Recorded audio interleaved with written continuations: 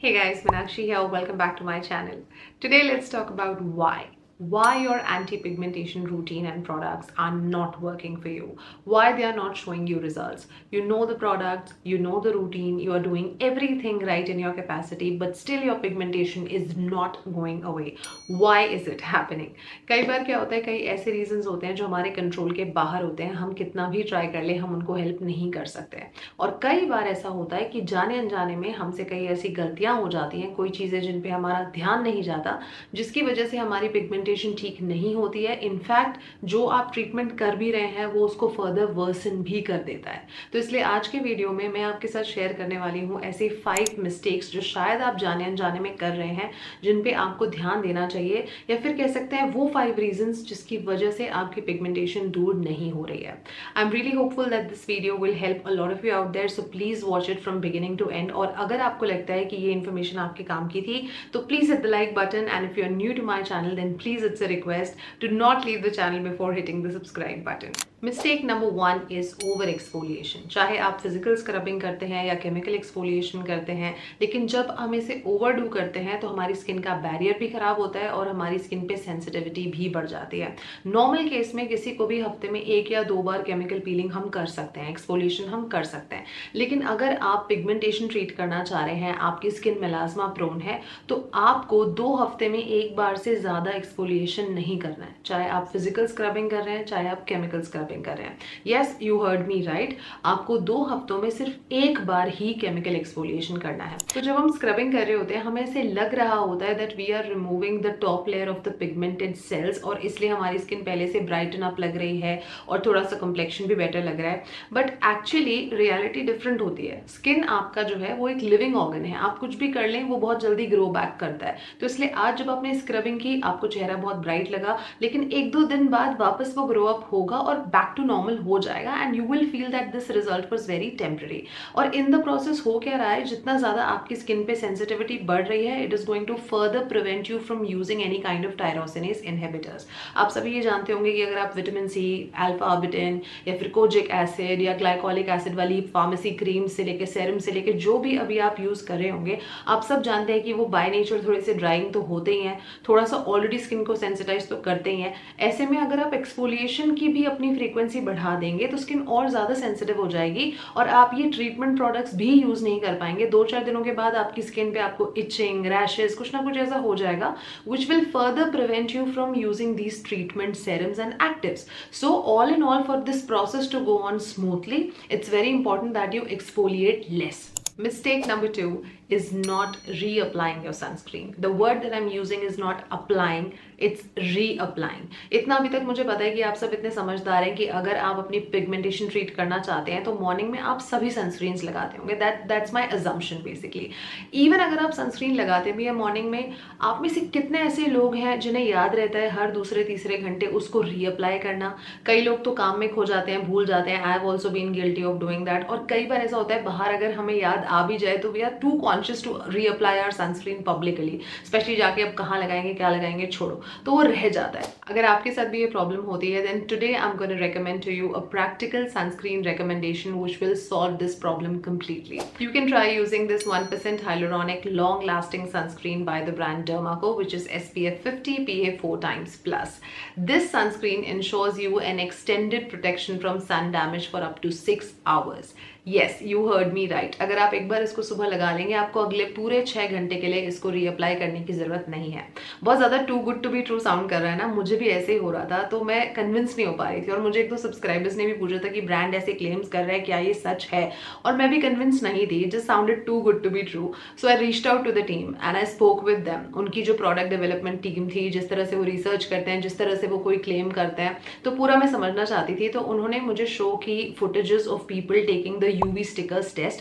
Basically यहाँ पे क्या होता है कि सपोज आपने इस एरिया में सनस्क्रीन लगाई है, तो वहां पे वो यूवी स्टिकर को प्लेस कर देते हैं, और जब उसका कलर चेंज होने लगता है, when it starts changing its colour to light purplish and bluish, that means उसका इफेक्ट खत्म होते जा रहा है. इस तरह के यूवी स्टिकर्स आपको Amazon या इस तरह के ऑनलाइन वेंडर्स पे भी मिल जाएंगे, कई वेबसाइट्स पे, लेकिन आई एम नॉट श्योर कि वो कितने रिलायबल होते हैं. लैब्स वगैरह में जब टेस्टिंग होती है, बड़े ब्रांड्स जब टेस्ट करते हैं, यूजुअली यूएस वगैरह से इंपोर्ट करके मंगाते हैं, तो इन लोगों ने जब वो यूवी स्टिकर्स वाली पूरी फुटेजेस मुझे दिखाई थी, तो जब हम कंपेयर करते हैं एक नॉर्मल सनस्क्रीन को जब आप लगाएंगे तो वो 2 या 3 घंटों में पर्पलिश सी होने लगेगी. But when the same test was done with this particular sunscreen, it did not change its colour for up to close to 6 hours. So that means that it was effective for those hours. Also, this sunscreen is water resistant and sweat resistant, जिसकी गर्मियों में सबसे ज़्यादा ज़रूरत होती है. अगर आप जिम जा रहे हैं, वर्कआउट कर रहे हैं और स्वेटिंग वगैरह आपको हो रही है, या फिर आप बीच हॉलीडेज के लिए भी जा रहे हैं, स्विमिंग वगैरह करते हैं, then we do need a sunscreen which is capable of giving you that sweat and water resistance. जो कि मैंने देखा है कई सनस्क्रीन्स क्लेम करती हैं, बट ऐसा होता नहीं है. But this one I saw for my self. मैंने क्या किया कि 2 कंटेनर्स में मैंने पानी लिया था और मैंने रेगुलर सनस्क्रीन डाला था एक में और एक में इसको डाला था और फिर मिक्स करके उसको डिजोल्व करने की कोशिश की थी. तो जो स्वेट रेजिस्टेंट सनस्क्रीन नहीं होती है ना, वो इजीली डिजोल्व हो जाती हैं वाटर के साथ. But this one it did not dissolve with water. Also the formula is supremely effective. इसमें 3 ऑर्गेनिक फिल्टर्स हैं और 2 फिजिकल यूवी ब्लॉकर्स हैं. So combined together it is going to make sure that it gives you adequate protection from UVA as well as UVB.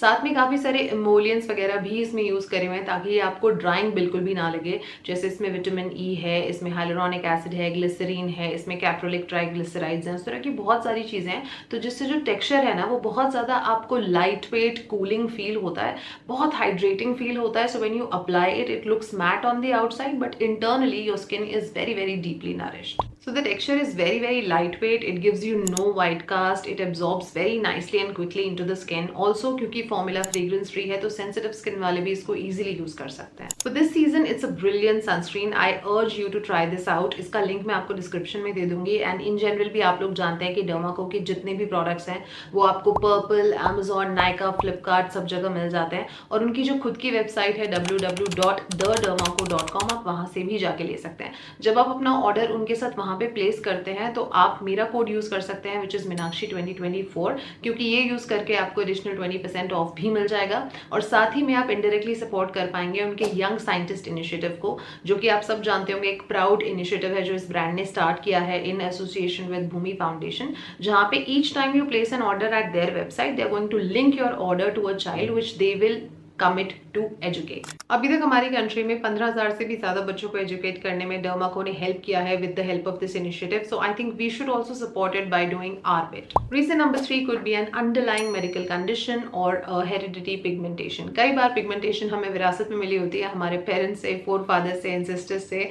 In that case ऐसा नहीं है कि आप इसको ट्रीट ही नहीं कर सकते, लेकिन एज कम्पेयर टू अदर्स आपको ज्यादा टाइम लगेगा, ज्यादा मेहनत लगेगी. हो सकता है कि आपको किसी क्लिनिक पे जाके डर्मैट से भी पीलिंग सेशंस लेने पड़े, बट हो जाता है. दूसरी चीज क्या है कि कई बार आपको कोई अंडरलाइंग मेडिकल कंडीशन हो सकती है. जैसे कई लेडीज को प्रेगनेंसी के दौरान हो जाता है या फिर डिलीवरी के बाद हो जाता है, लैक्टेशन पीरियड में हो जाता है पिगमेंटेशन. कई बार हमें कोई मेडिकल कंडीशन भी होती है, PCOS है या फिर थायराइड है या फिर डायबिटीज है. तो इस तरह से क्या होता है कि जब आपको किसी मेडिकल कंडीशन की वजह से पिगमेंटेशन हो रही है, बिकॉज बॉडी में कोई हार्मोन्स ऊपर नीचे हो रहे हैं, तो ऐसे सिर्फ टॉपिकल ट्रीटमेंट से वो ठीक नहीं हो पाती है. तो उसके लिए तो ऐसे में कई बार क्या होता है, आप कितने भी प्रोडक्ट्स यूज कर लें वो काम नहीं आते. कई बार जब तक कि वो हार्मोन्स का जो फ्लक्चुएशन है वो अपने आप सेटल डाउन नहीं होता ना, तब तक ये प्रोडक्ट्स हेल्प नहीं कर पाते. And once that particular period is pass तो अपने आप पिगमेंटेशन चली भी जाती है. फॉर एग्जाम्पल, अगर आपकी जो पिगमेंटेशन है वो प्रेगनेंसी की वजह से इन प्लेस आई है, then once your pregnancy will be over, आप बिना कुछ करे भी your pigmentation automatically it will go away. Mistake number 4 is using your tyrosinase inhibitors during the day time. कई बार हम ग्रीडी हो जाते हैं because of course pigmentation treat करने में टाइम तो लगता ही है. हम सब चाहते हैं जल्दी से ट्रीट हो जाए और इसमें टाइम तो लगता ही है, उतनी पेशेंस किसी को है नहीं. तो सब चाहते हैं कि 2, 4, 5 जितने भी डिफरेंट तरह के सेरम्स हैं, एक्टिव्स हैं, सब एक साथ यूज कर डालें.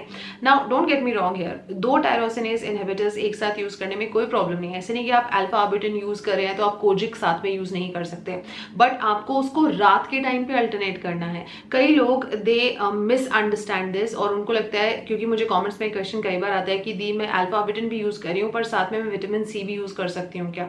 Now don't confuse it when I say that yes it means I am assuming कि आप रात की बात कर रहे हैं, क्योंकि अगर आप हम कई बार क्या हो जाता है, रात में कोजिक लगा रहे हैं, दिन में अल्फा आर्बिटिन लगा रहे हैं. अगर आप दिन में कोई टायरोसिनेज इनहिबिटर लगाते हैं तो उससे फर्दर आपकी स्किन सेंसिटाइज भी होगी और पिगमेंटेशन ठीक होना तो दूर, वो वर्सन भी हो जाएगी. Mistake number 5 is applying your actives right before the bed time. हमारी अक्सर आदत होती है कि सोने जाने से जस्ट 5 या 10 मिनट पहले हम अपना night time skin care routine करते हैं, जिससे उससे जो प्रोडक्ट्स होते हैं, जितने भी आप स्टेप्स कर रहे हैं, एक तो उनमें एडिक्वेट गैप नहीं रह पाता, आप सब कुछ एक साथ ही स्लैदर कर लेते हैं और उसको स्किन के अंदर पेनिट्रेट करने का टाइम नहीं मिलता है। तो सही तरीका ये है कि जब भी आपका बेड टाइम हो उससे एटलीस्ट 1 या 2 घंटे पहले आपको ये एक्टिव्स लगाने चाहिए।